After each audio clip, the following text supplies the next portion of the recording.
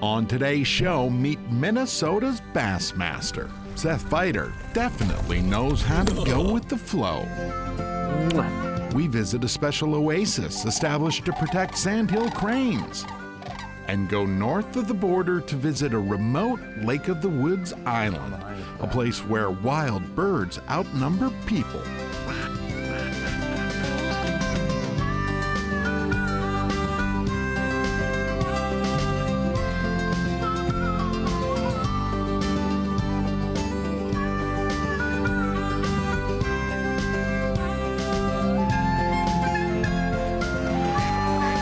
Minnesota Bound. Brought to you by Minnesota's select GMC dealers. Hey everybody, Laura and I welcome you to the show. Up first, my dad sneaks into the boat with one of Minnesota's top bass anglers. Seth Feider just doesn't have a lot of free time these days. He's too busy fishing. That's right. Even so, Feider still finds a way to go with the flow.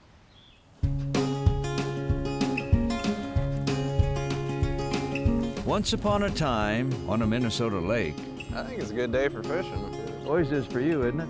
a fishing fairy tale came true. Let's roll. Starring the amazing Feider Man. You got enough fishing rods there? Meet Seth Feider, the amazing Feider Man. It's like one of the most consistent spots on the lake. Yes, Seth Feider for a decade was a nobody bass fisherman, but today he's Minnesota's best-known bass fishing somebody. I'm gonna fish shallow. Are you? I think that's what the big ones are doing. Seth's fairy tale begins with humbling lessons. Anytime you get a little too cocky, you get a almost last place finish dealt to you just to keep you in check. However, a fishing rod in Seth's hand is like a magic wand. Oh, wow. I'd be afraid to try that. You're actually like skipping a rock, aren't you? Note to self, I thought I could cast until I watched Seth cast. Makes fishing fun. Yes, but some bass go for a cool cast.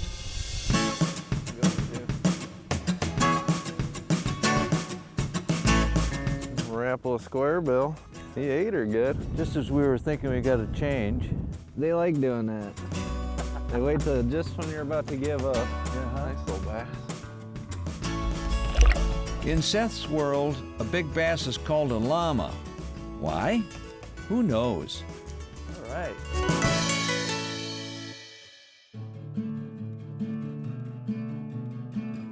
Seth's fishing fun started at a young age. My dad let me go by myself when probably, I was 8, 9, 10 years old, just walk the banks by myself. That's when I really fell in love with bass. Suddenly, at age 17, the amazing Feider Man appeared in one of the state's first bass tournaments, the Minnesota Pro-Am. It was 100 boats, Pro-Am. They'd fish for a brand new boat at the end of the year. Big time tournament fishing for Minnesota. That was my first taste of tournament fishing, and I was absolutely in love and hooked after that point. After winning several Minnesota bass tournaments, including Angler of the Year, Seth suffered an illusion.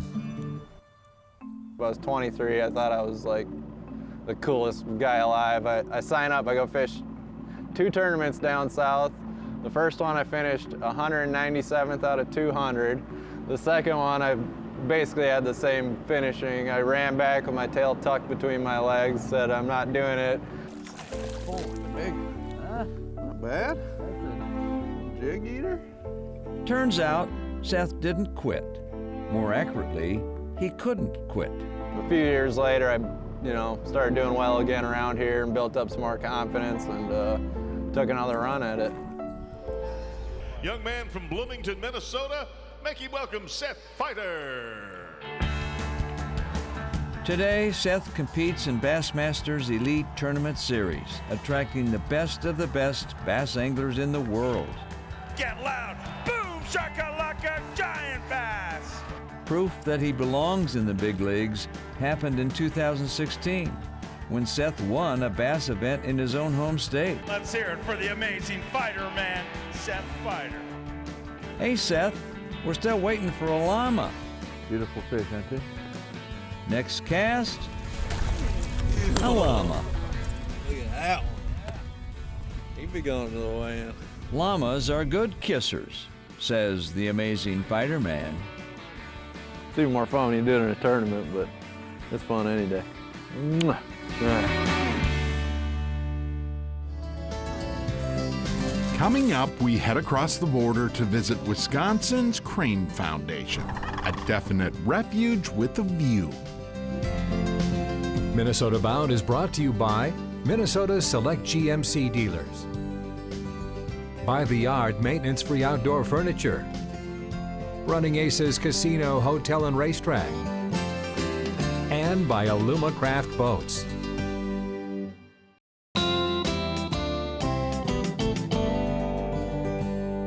We are lucky enough to border two birdie flyways here in the Midwest, the Central and the Mississippi. Being so close makes fall the perfect time to learn about the Sandhill Crane. Lindsay Hayes has the story.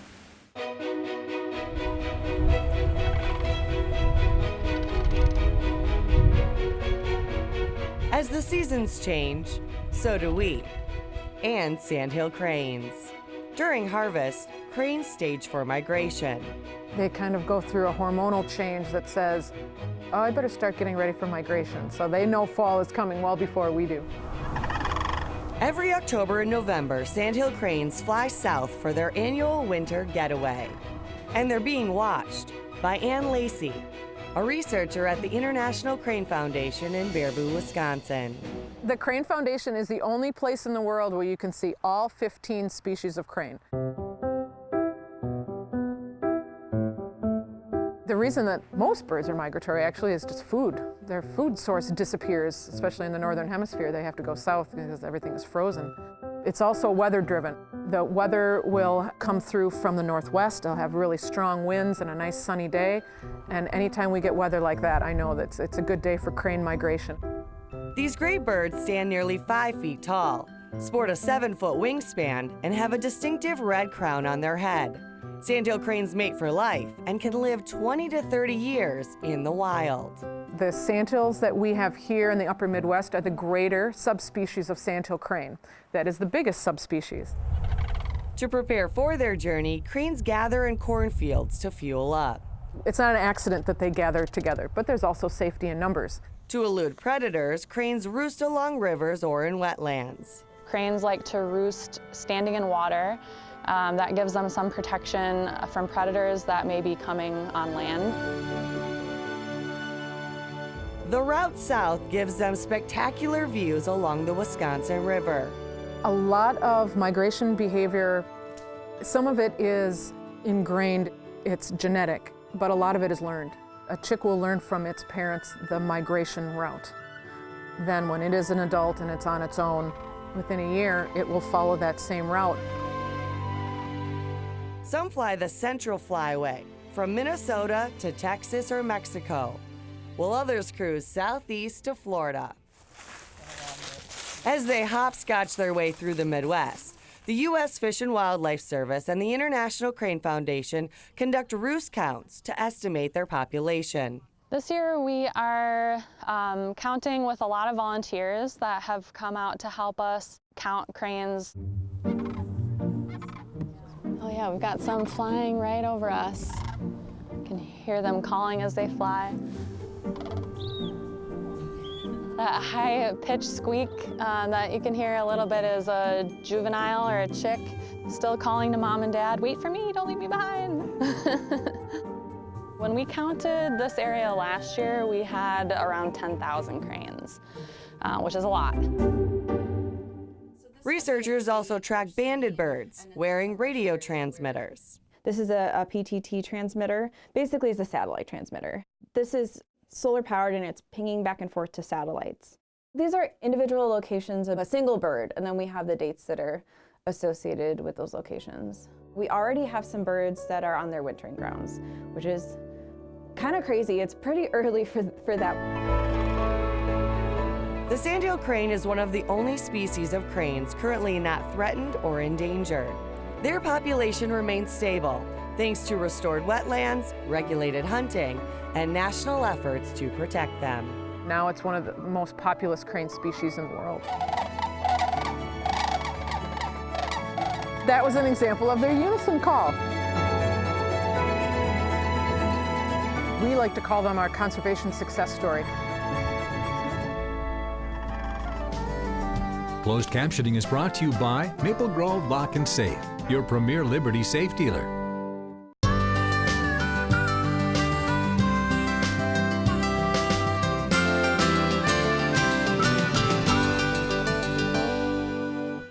Lake of the Woods is home to more than 14,000 different islands. Wow.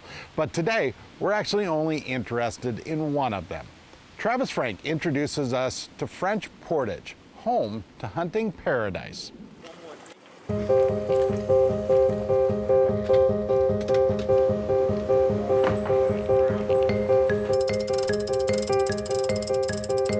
Here's where we are. That's where we're going. Yeah. And that's a lot of water, and a lot of islands. More than 14,000 islands and 65,000 miles of shoreline make Lake of the Woods a true wilderness paradise. Most of the islands on Lake of the Woods are what is called crown land, which means it's open for public hunting. These remote islands provide a rare opportunity to hunt wild birds that may never see another hunter. Ready for island life? Ready for island life. That's George Lyle, my co-captain. And that is Scott Franzen. He and his high school hunting buddy Brad Hamilton have joined us for 3 days in the Canadian bush. Scott and I have never really been on an adventure quite like this. Kind of a sportsman's paradise up here in terms of things to look at and scenery. After a 1-hour boat ride, we settle into the French Portage, a small outpost camp on the shore of Costi Island.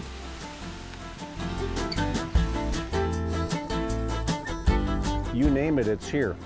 Thing is, we find ourselves with a tough decision. It's funny, when you go to a cabin like, or an outpost camp, and you get there and you're finally there, you kind of want to do everything at once. We're not messing around. We start with a rough grouse hunt out the cabin's back door. Less than 100 yards in, George's English pointer Tucker gives us hope. But grouse number 1 There he was. disappears like a ghost. You ready for number 2? They're really fast. You got, I don't know, a second and a half to get the shot off, and it's through thick brush. There it goes.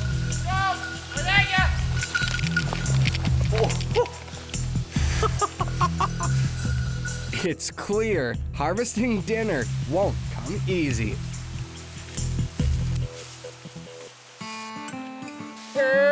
It's a wilderness, so there aren't hunting trails built for you. There are no walking paths. But this challenge is exactly what we came for. This is a grouse hunter's paradise. Point, 64 yards. Let's go. There's a lot of birds here.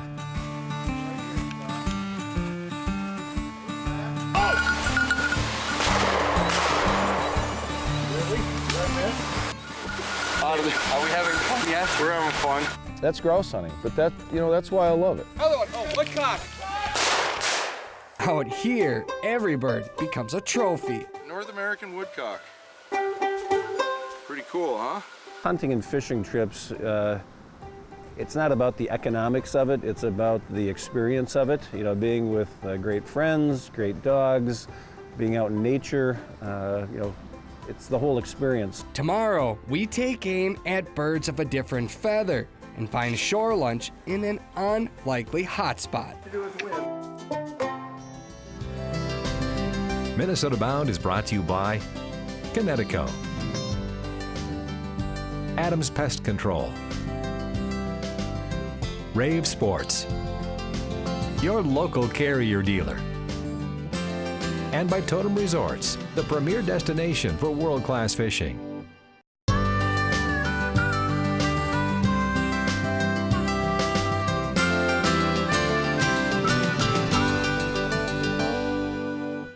Most of Lake of the Woods islands are owned by the government, or by the Crown, as they say, and those islands are open to public access. As Travis Frank's crew found out, fishing in the fall can bring many options.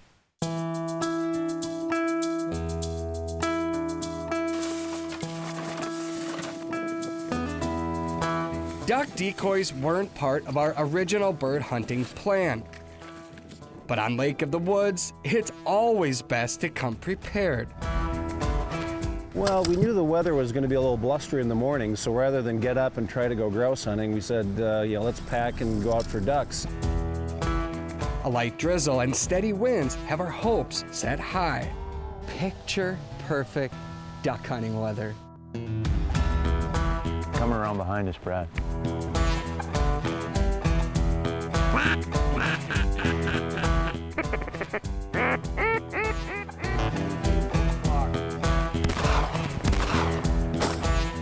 As soon as we were ready to shoot, they just kind of kept coming. 12 o'clock.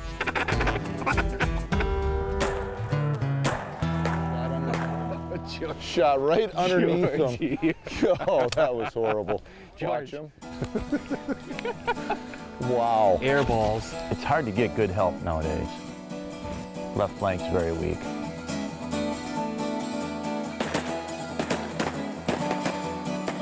Guys, did we bring enough shells? Izzy can't keep up. It's just a proud moment.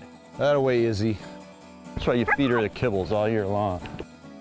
She was doing what she was bred for, and she loved it. She just loved it. So did the hunters, dressed in camo. Wow, did they scream in. Still coming around, still coming around. Brad, behind you. I don't think you could draw a better map for success. It was one of those mornings where everything was right. Ducks to our left. Oh, big group up high.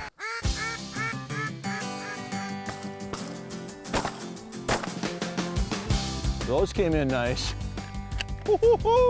I would put it on the epic level of duck hunts. First duck hunt of the year. A screaming success. Yeah. Back at camp, we trade shotguns for fishing poles. We set out with the idea that we're gonna go out and catch a walleye dinner, right? We thought, let's just throw a little side bet out there and see if we can't catch one off the dock. Loser cleans the fish. We want to save it. We got a triple. Shore lunch is easy to come by out here. We are staying right there, and we are catching them right here. I love this place. Scott, this is what they look like. That's what they look like, buddy. Scott. I'm working. Better late than never. Absolutely. Let me see what you got. I'm a little slow to the party, but I made it. I made it. You get up, go shoot ducks for an hour and a half and get your limit. So then we go down and go, let's try our hand at fishing. We catch 5 different species of fish. We check that off our bucket list and say, okay, let's go get in our blaze orange so we can go for a grouse walk in the backyard. That's a good day in my book.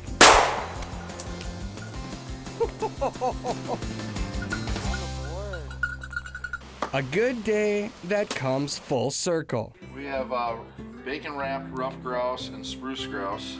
They're stuffed with onion, jalapeno, and cream cheese.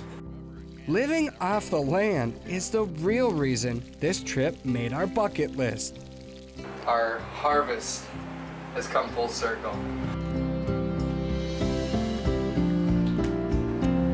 Yeah. All the work, all the miles, all the laughs, just to sit around a table and enjoy the fruits of our harvest. It's why we hunt. It's why we do this. It's why we hope to someday come back to once again get lost in a true wilderness experience. A fishing oasis during summer months. And a hunting paradise in the fall. That's right. Well, that about does it for us. Be sure to check out the Minnesota Bow Facebook page to pass along your favorite story ideas to us. Until next week, don't forget to introduce a kid to the great outdoors. Transportation provided by Premier Transportation. Call 1-800-899-7433.